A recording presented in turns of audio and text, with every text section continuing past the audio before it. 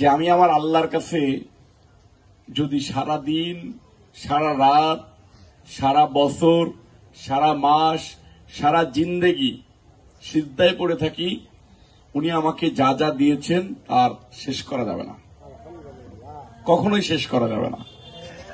উনি আমাকে সুস্থতা দান করেছেন, উনি আমাকে গুলিবিদ্ধ স্বৈরাচার হাসিনা সরকারের পেটুয়া বাহিনী আমাকে গুলিবিদ্ধ করেছে, সেখান থেকে বাঁচিয়ে এনেছেন।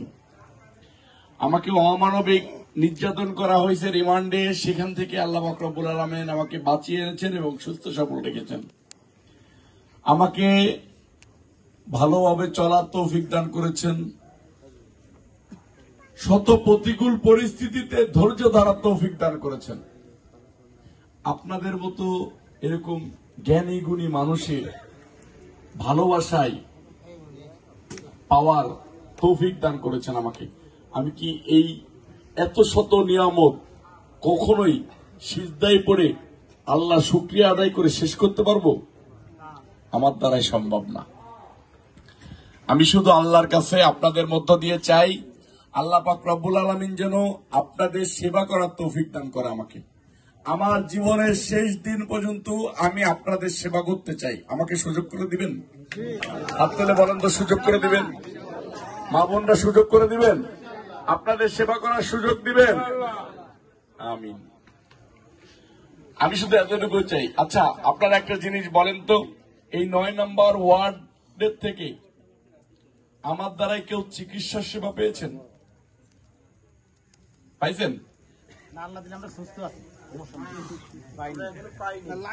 মানে ঢাকায় কারো চিকিৎসার প্রয়োজন হয়েছে, আমাকে ফোন করছেন, পান না, এরকম কোন ঘটনা ঘটছে? ঘটে নাই।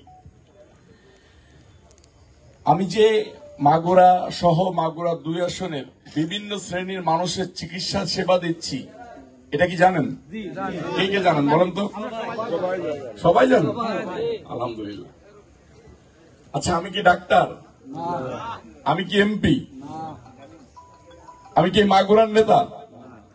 আচ্ছা, হাত উঠে করে বলেন, তারেক রহমানের মার্কা, উন্নয়নের মার্কা, জিতে যাওয়া মার্কা, জিতবে এবার মার্কা, সংসদে যাওয়া মার্কা, মা বোনদের মার্কা, চাচা চাচির মার্কা, দাদা দাদির মার্কা, এই চাচার মার্কা, উন্নয়নের মার্কা, ষড়যন্ত্রকে প্রতিহত করে দেওয়ার মার্কা।